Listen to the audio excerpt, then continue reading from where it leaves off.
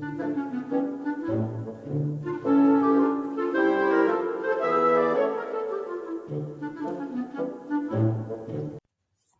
morning. It's Wednesday, September 23rd. And this morning in the news, I noticed that things have been happening outside the United States that are worth paying attention to. And this story I'm going to tell you is about two of President Trump's idols. Xi Jinping, the president of China, and Vladimir Putin, the president of Russia. Now we know that the President of the United States, Donald Trump, holds these two guys, I can't call them gentlemen, these two guys in high esteem because they run their countries with a tight fist.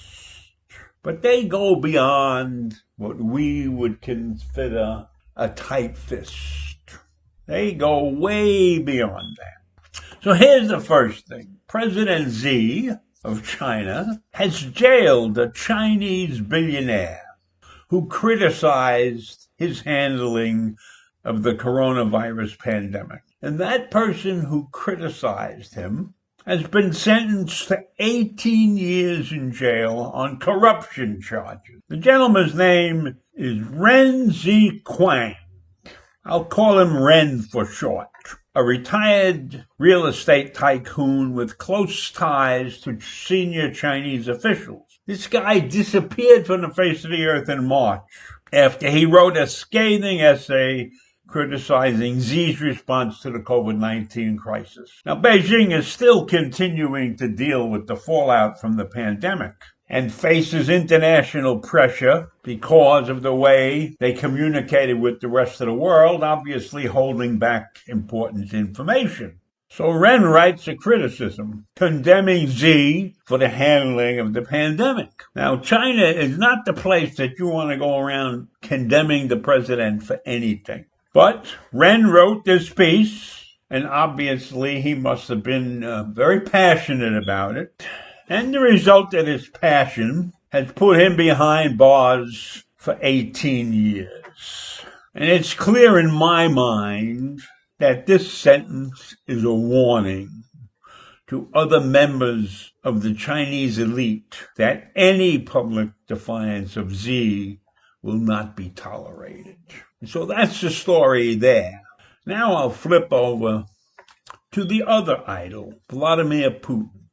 Now, Vladimir Putin has done this deed before. Several years ago, Alexander Litvinenko was poisoned by two Russian gentlemen, Andrei Lagovu and Dmitry Kovtun. They poisoned Litvinenko, who was a former Russian spy, not because he was a Russian spy, but because he was opposed to Vladimir Putin. He was a political adversary of Vladimir Putin. So that happened years ago. But just recently, we have another poisoning. The Russian opposition politician Alexei Navalny was poisoned. He's recovering from a near-fatal poisoning, and he is demanding from Germany, where he is in the hospital. Luckily, he was able to get to a hospital in Berlin, and they were able to bring him out of a coma and save his life.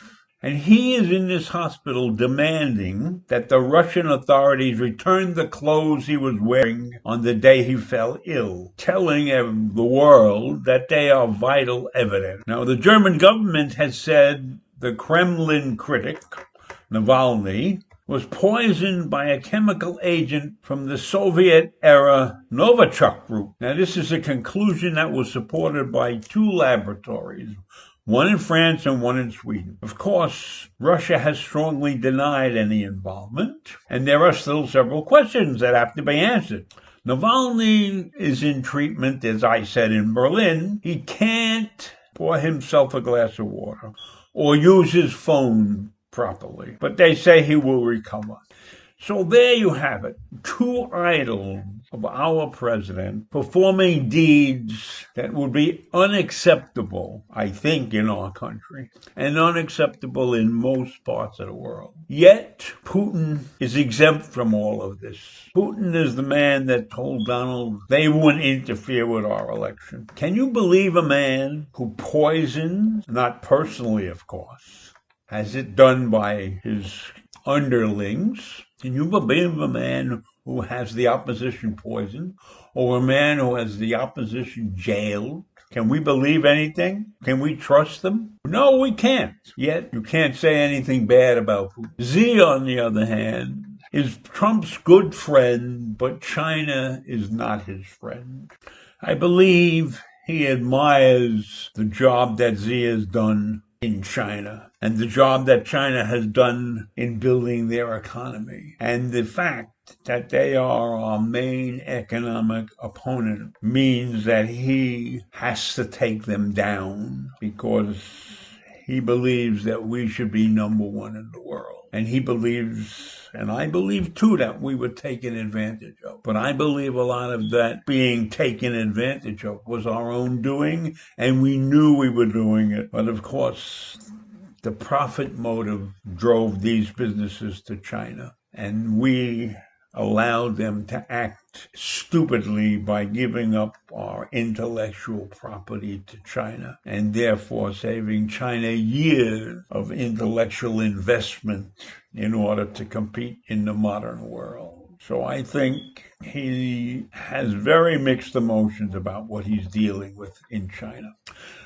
Now, I don't believe that Trump would poison anybody, but I really do believe that if he could, he would jail a lot of his opponents. And who knows what he would do with the fake newspapers. So I'll leave you with that thought. I'm going to sign off now, and I hope you all have a wonderful, safe day. Bye.